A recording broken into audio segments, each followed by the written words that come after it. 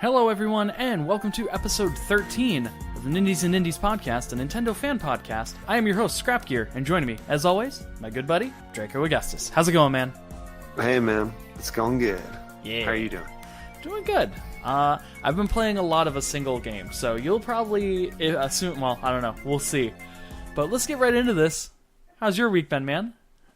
It's been good. I've played a lot of games. I can't talk about one of them. One of them is awesome. It's Donkey Kong Country Tropical Freeze. Nice. And the other one is a bit more Lightfall, which we're going to get to talk about here in a bit. Or we already did, but you know what I'm saying. It's the same thing. So how is Donkey Kong Tropical Freeze? Because that is a game that I want to pick up. I don't know when I'll be able to pick it up. Yeah, it was one of those where I was just like, nope, I'm going to get this. I love Donkey Kong. The Donkey Kong Country series has been... And for me, I had to make a choice, like, do I pick up Donkey Kong Tropical Freeze right now, or do I wait for next week when... Hyrule Warriors? No. Hyrule Warriors is, I think, a little bit later. Yeah, but, it's more towards the end of the month. Yeah. But... the Mega Man Legacy Collection comes out this month well, on the 14th. So I was like, yep. What do I do? I think I'm going to go with Mega Man. Yeah. There's a lot of good games coming out, too. There's some good indie titles coming out. But, yeah. Tropical Freeze is pretty great. I jumped straight into Funky Kong mode and used Funky Kong because... You know, he's the new guy that's, everybody's that's easy talking mode about. It is easy mode too, yeah, which I mean, with the Donkey Kong games I've always just played them, but I figured I would go ahead and knock it out in easy mode, why not? Sure. And then go from there. And I wanted to play as him cuz like I said, he's kind of the hype around the whole Donkey Kong Tropical Freeze coming out. And I got some sweet Funky Kong cosplay from GameStop. I saw that picture. Yeah, that's a good one. That was pretty neat. It's pretty, and it came with stickers too, like some banana stickers and a Donkey Kong sticker and a Funky Kong sticker and like a Donkey Kong Tropical Freeze sticker. Anyways, it was a bandana that came with GameStop too. It's a horrible bandana. Like I like bandanas, and this is a horrible bandana. Like it's made like out of plastic. It feels like the outside of a windbreaker. That's not a good choice for why. I don't know. I'm like, it's not like it would be hard to make one out of cotton, Like, evidently, it was. Yeah. Or they were thinking, this is going to be a collector's item. It's going to last. It's going to be a bit more durable if we make it out of something that's not cotton. If we make it out of plastic. They're not expecting anybody to put it on their head. Well, I did, and it slipped right off because, like I said, it's like putting on a windbreaker from the outside. Oh, it's good. Maybe you did it inside out. I don't know. But yeah, so Lightfall. Here you got some fun stuff to talk about with that. I beat it. Finally beat it. Yeah, I did. See, I knew you could do it. Eventually. That was super frustrating. That boss. Oh my goodness. But yeah, we got to talk about it with Ben Archer, the co-founder. That's coming up here in a little bit. One of the co-founders. Yes, I said the co-founder, a co-founder. I guess I should have said. Yeah.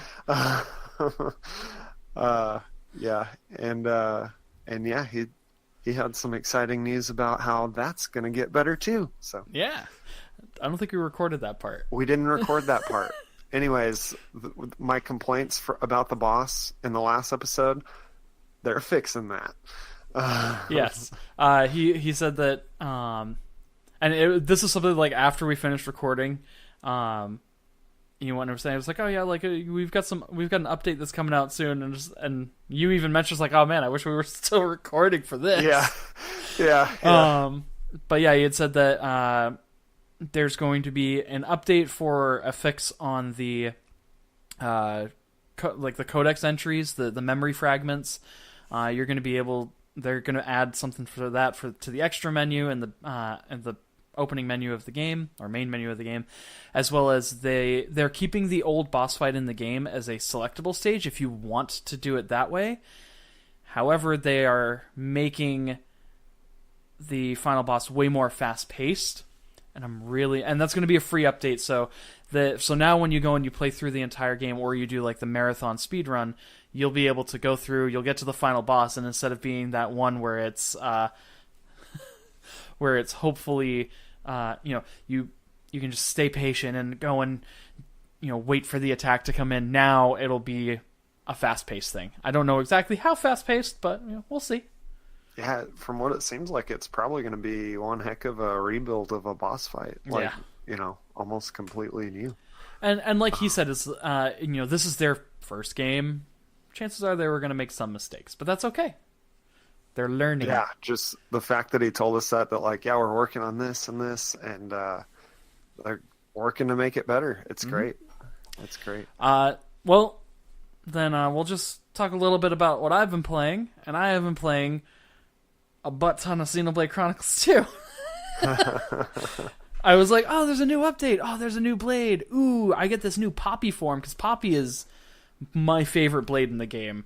The only problem I have with Poppy is that it makes me use Tora. Tora is probably my least favorite character in the game, but has my favorite blade, and the blades are what are important, so I put up with Tora. There you go. But yeah, Poppy has been one of my favorites the whole time, and especially with Poppy QT and then Poppy QT Pie, which for anyone who wasn't listening, names. Yes, well, I think like the Poppy QT, the QT stands for like Quantum Technomonitor or something like that, or Tectometer.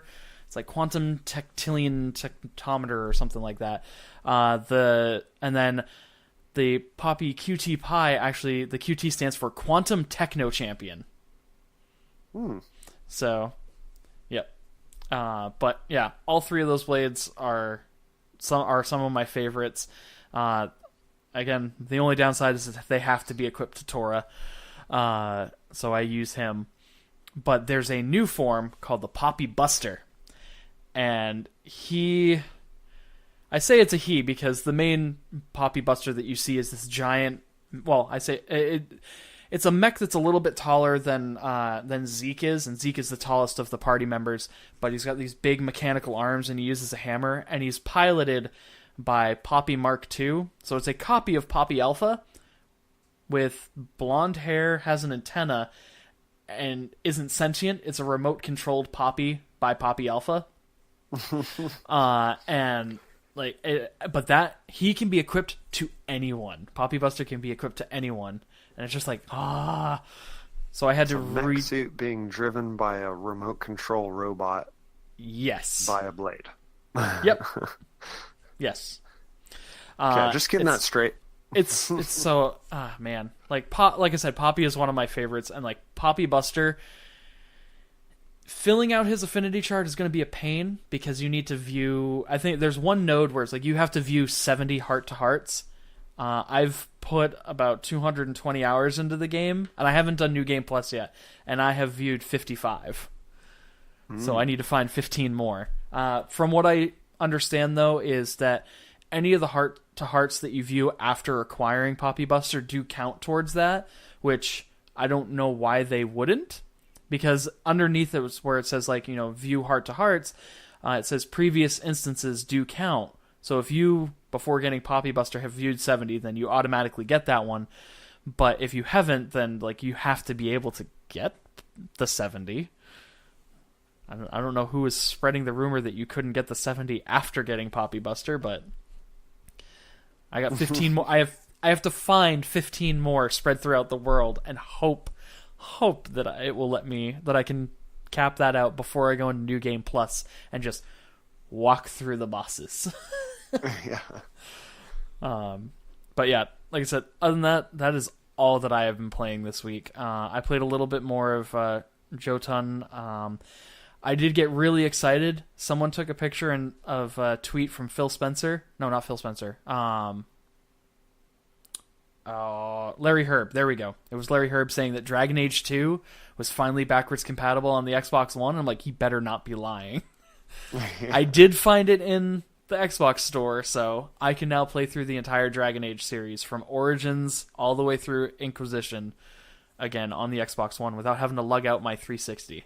So there you go. But yeah, so that is all that I've been playing.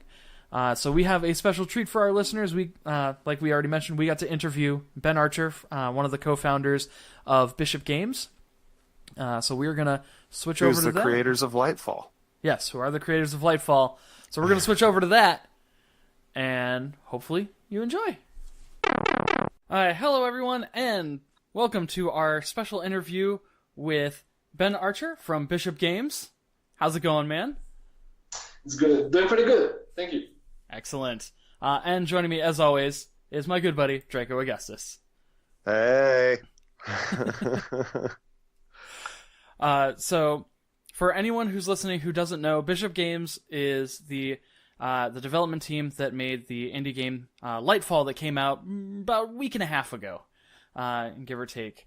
And both Draco and I were fortunate enough to get review copies for it, so we were able to go through and do a review of the game. And if you want to check out my review on the mulehorngaming.com site, definitely go check that out. But that is not why we're here. We're here to talk to Ben about Bishop Games and Lightfall. Yes.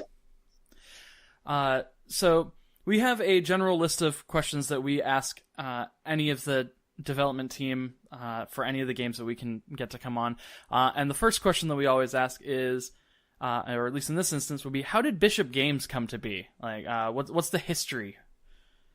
It started out as a crazy idea, the idea of Lightfall, basically. And basically, it came because we were three guys from different backgrounds, right? And for me, I knew the artist Matt, who is also a co-founder of the studio. And Matt was one of my childhood friends, actually. And as soon as he got done with his art degree, he wanted to start a studio. So we found a programmer, and they started talking, and, they just had this idea for Lightfall. And for me, I come from a different background. Like, I'm in marketing, and I've studied marketing and communication. So it was like video games. I never thought I would work in that field, right? And they knew they needed like a PR guy for the company. So when Matt approached me, he said, you wanna work with me? We've been knowing each other for 15, 16 years. So I said, sure, why not? And this is how we started out, basically, just because Matt had this idea for Lightfall, and he found a programmer, then he reached out to me. So, yeah. Mm-hmm. Awesome. And you are the co-founder of Bishop Games, right? Yeah, we are three co-founders. There's myself, Ben, Matt, and David. All right. Nice. That's awesome, man. And I'm guessing you've enjoyed the entire time, huh? I mean, it doesn't really feel like going to work in the morning, just working with one of your closest childhood friends and just, making a game that you like. Well, on Monday mornings, like today, it's not hard to just go out of bed and go to the studio. It's not like my past jobs in the past where I'm like, oh, another week starting. It's just, okay, well, we'll have fun in the studio today, so. Mm-hmm. Yeah, heck yeah. All right. Next question. How long have you guys been working on Lightfall? Far too long, to be honest with you. I think the total development time was 4 years, so. Wow. Yeah, I don't know if I have to be proud or ashamed of that, but it's our first game ever. So as such, we were pretty much really inexperienced, and for the first 2 years and a half, we didn't really know what we were doing. Just doing random stuff and seeing what works and what's not. And as the years picked up, we got some experience behind our back, and now it started to pick up. But the beginning was pretty hard. Yeah, for sure. Yeah, I could totally see that. And I saw y'all at PAX South in January. Had y'all been to any other PAXs before that, or? Yeah. Actually, the first South ever, like 3 years ago, was our first one, our first big show. So PAX South was really our first time, just coming down and show the world our game. And so we've been to PAX South 3 times, and we've been to PAX East twice. And we've also done a show in Japan called the Bit Summit, and we've done the Gamescom this past summer in Germany. Nice. Okay. All right. Yeah. Now, at PAX South this year, when I saw y'all's game, I was looking and I was just like, this game looks awesome, and it would go so well on a Nintendo Switch, which it seemed like there were a lot of games there that I saw, and I was like, that game would be great on the Switch. Why is it not announced yet? And then, of course, like the Nindies Direct came out, and it showed y'all's game and Just Shapes and Beats and several other games that I saw there that were not announced for Switch yet, and I was so excited to see them. So how probably like during PAX South, how close were y'all to be like, yeah, we want to get this game on the Switch? Oh, we knew.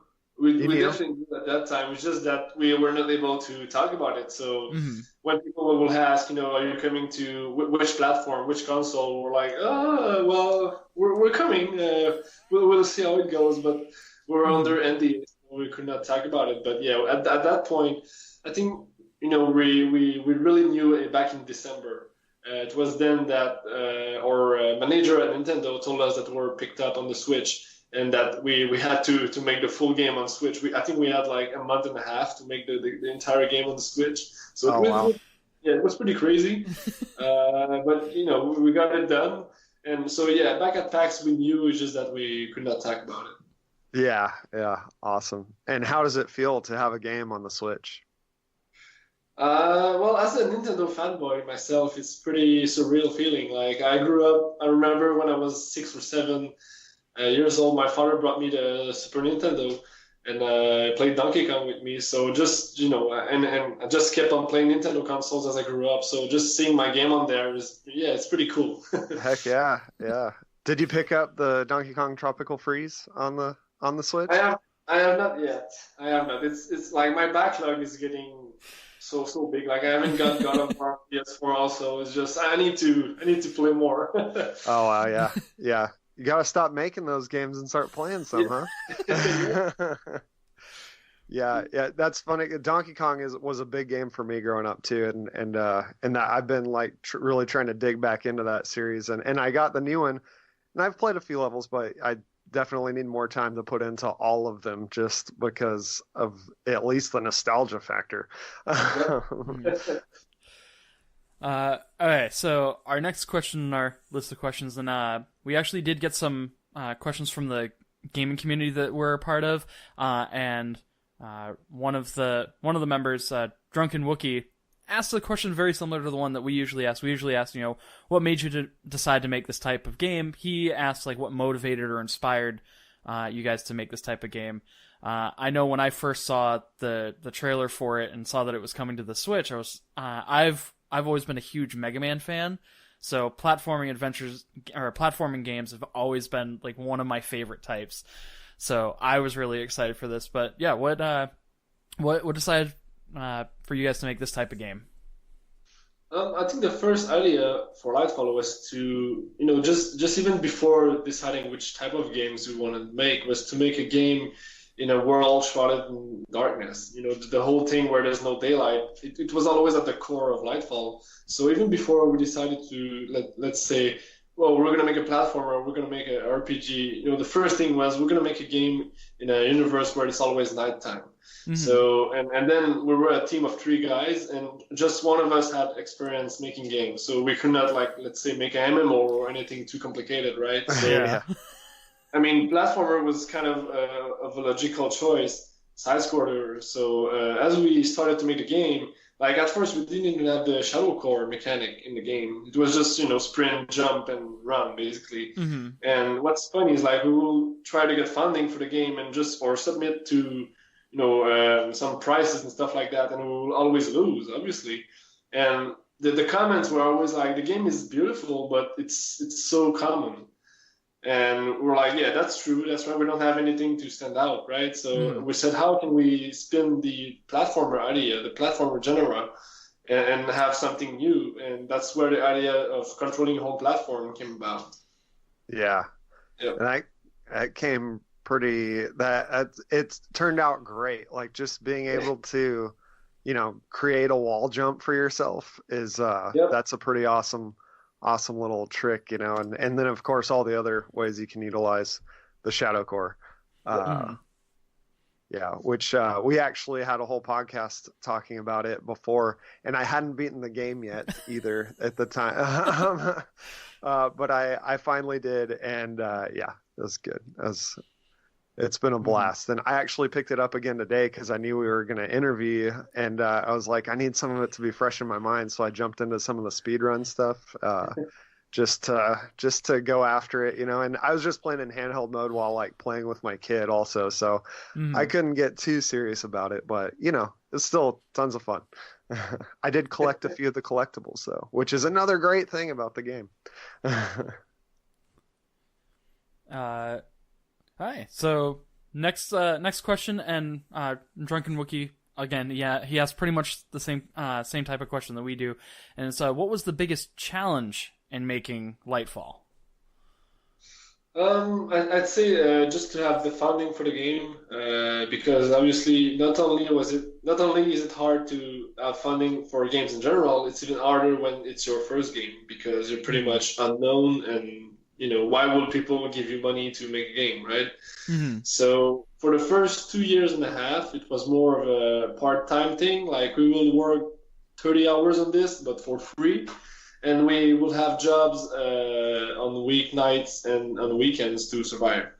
And as the game kept evolving, in Canada, there's a program which is called a CMF, which basically can fund up to 75% of a game's development cost. So we tried for the first 2 times to apply to this program, and we were refused. And at the third time, we finally got it.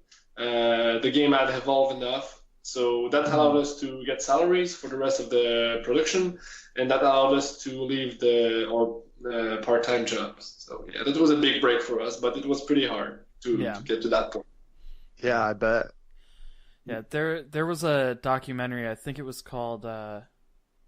I want to say it was Nintendo Quest, and they interviewed someone talking about like, if the original Super Mario Brothers came out, today, if someone went and did the pitch for that, like nobody would fly for that Mario game now. So I can imagine a little bit about how trying to get the funding for it and like pitching a platformer can be a bit difficult. But I mean, there's so many games in that jar as well. It's probably one of the most saturated jars, so it's pretty hard to stand out. So. Mm-hmm. Yeah. Well, I feel like Lightfall has done that pretty well. As far like, I mean, you look at it and I mean, it has a very unique art style. First of all, kind of like Limbo meets something with cool colors. I don't know. I think I said it something else before, but just the foreground just being all dark and stuff with the brilliant art design in the background and everything. It's just it striking. I mean, so I think that helps. And then of course the incredibly smooth gameplay helps a lot too. Yeah. Draco, any other questions you want to ask specifically about, Lightfall and Bishop games? I could probably think of some, but I can't right now. Then, we still got about...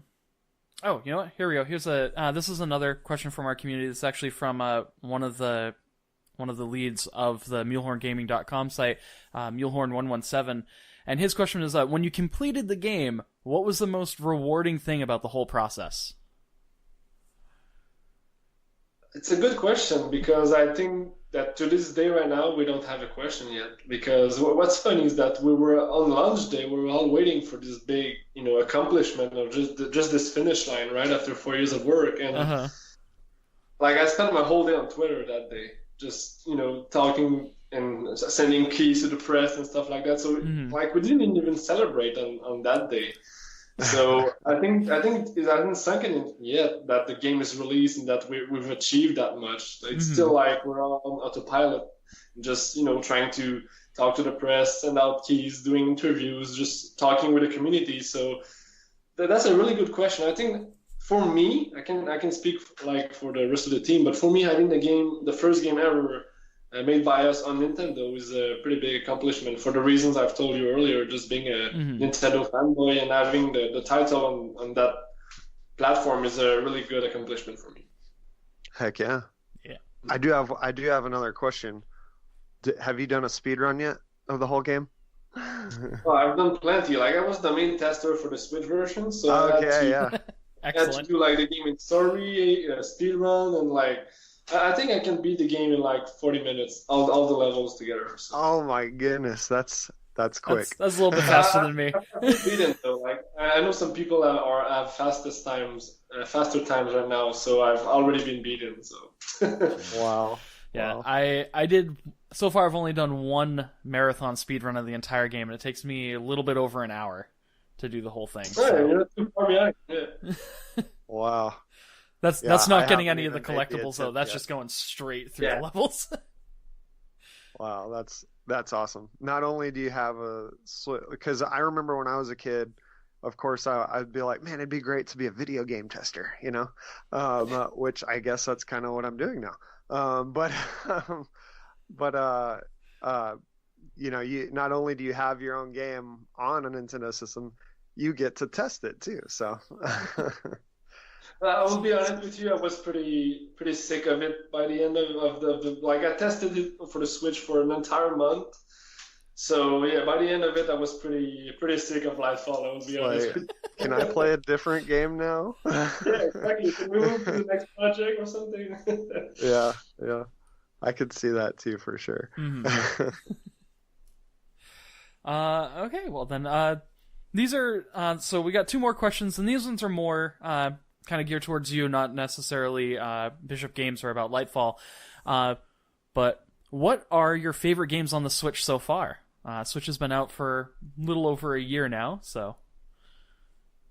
Obviously, like, I love good platformers, so I'm a big. I love Celeste, although I haven't like played it too much. Like I said, I haven't been playing RP games on Lightfall in the past month. Yeah. Definitely Celeste. I will pick up Donkey Kong. I haven't played it, but I'm sure it will be up in my favorite games also. Like, as soon as I have the time to play a bit. Mm-hmm. So, and other than that, let me think on the Switch. Yeah, I mean, I haven't played a lot. Like, I think it shows when I'm talking. But so yeah, like, just good platformers in general. Like, even if it's not on the Switch, like, I'm a big platformer fan. Have you played Shovel Knight? Yeah, but I played not on the Switch. Like, I played on the past platforms like the Wii U and stuff. Yeah. I picked it up for the first time on the Switch, and I'm like, this is so awesome. I hope that Hollow Knight comes to Switch, because it's gonna be amazing if it does. Mm-hmm. What was? Hollow Knight. The game. Okay. Yeah, the game from Team Cherry. I played it on PC and I really liked it. So it's a good fit for the Switch. Nice. Awesome. Yeah. Well, I mean, you kind of answered our last question, which was when you aren't making games, what games or what kind of games do you like to play? You said you like to play platformers. Yeah. What would you say is your favorite platformer of all time then? All time. It's a tough one. I think I have to go with the whole school Donkey Kongs, like on Donkey Kong 1, 2, 3 on the SNES. Yeah, I think just for nostalgia factor, it's up there. Heck yeah. Mine is definitely Mega Man X, which is easy because that's my favorite game of all time. I've played it this year alone. I've probably played it and beaten it like 10 or 15 times. I haven't even beaten it yet. Well, we're getting there. It's gonna happen. Yeah, it's gonna happen. We'll get you to beat it by the end of this year. Yes. Before then. All right. Well, unless Draco, you have any other questions? I think that's it, man. All right. Well, Ben, thank you so much for coming on and giving us the chance to talk to you. Yeah, it's been great talking to you. Sorry we had that little technical issue there, trying to with Skype, of course. It's not our fault. It's Skype's fault. Yes, for sure, 100%. Well, thanks for having me. It was really fun to chat with you guys, and thanks for covering Lightfall as well. Yeah, and we'll keep our ear to the ground for the next game you guys come up with, and hopefully we'll get the chance to review that one as well. Ooh, there's a good question. Do you have any hints for that? Any future Bishop games for the next game? Mm. Yeah. Well, we already know what it will be, but I can't talk about it. Okay. Yeah. That's the general response we get, but it's not. It's nice to at least get the we have an idea. We can't talk about it, which means there's something. Exactly. If there's something to not talk about, that means there's something. So, okay. Well, thanks again, man. Thank you so much. Thank you. Hi. Well, so there's the interview. Hopefully you guys liked it. I don't see how you couldn't. Don't see how you couldn't. Mule, that was an excellent question. Like he said, it's wasn't really something that he had an answer to, but for him, like he said, the greatest sense of achievement was that it was on a Nintendo console. And actually, I think that's the only console it's on right now. I think it's on Steam. And Switch. Yeah, it's on Steam. It says PC, Mac, and Switch. Okay. So. Yeah. But thank you, Mealhorn117, and thank you, Drunken Wookie, for your questions. Even though they are questions that we usually ask, but I made sure that you were thinking of those questions as well. So excellent. They are questions. Still messages from Hyperspace. How long has it been since you've been able to do that? It's been too long. I had to do it. And I couldn't do it while we had Ben on the phone because that would be embarrassing. Yes, because that's what our problem is. Yeah. All right. Well then, because those were our messages from Hyperspace, we're going to start wrapping things up. Draco, where can people find you? You can find me on Twitter at Draco Augustus, and my Mealhorn Gaming email is draco@mealhorngaming.com. Those are two good places to contact me. But also check out my reviews and stuff for on mealhorngaming.com and my articles. I wrote one about the Nintendo Labo, and also I will be writing one for this episode with Ben's interview and stuff, and probably my Switch impressions for Lightfalls. But yeah, that's. I feel like I had something else I was going to say, and then my mind went blank instantly. Well, then, for me, you can find me everywhere as ScrapGear. That's Twitch, Twitter, YouTube, you name it. That's probably where I can. I've tried to grab it everywhere that I can. I think Google Gmail is the only one that I haven't done. Damn it, Gmail. Yeah, I tried ScrapGear, and it's like, that's already taken. I was like, fine, I'll use the X's, forgetting that I can use a period in there, so maybe it will let me change it. I don't know. It's like, I am ScrapGear, period. No, Scrap period gear. Oh, okay. Because I think I did try the period at the end, and it was like, nope, taken. It's like, in any case, be sure to follow Nindies and Indies on Twitter at Nindies and Indies. That's Nindies twice, because and is too long. And be sure, if you have any questions for us, to hit us up with that hashtag StarRoadMail, and we will answer your questions on the air, assuming we have them. We will answer all of them all the time, barring appropriateness. Yes. But if you are looking for video game news and just, general geekery news in general, I'm using the word too much, be sure to check out mulehorngaming.com. And if you like listening to other video game podcasts, be sure to check out the Analog Assault podcast, the official video game podcast at muleHornGaming.com. But that is going to do it for episode 13. Until next time, GG. GG.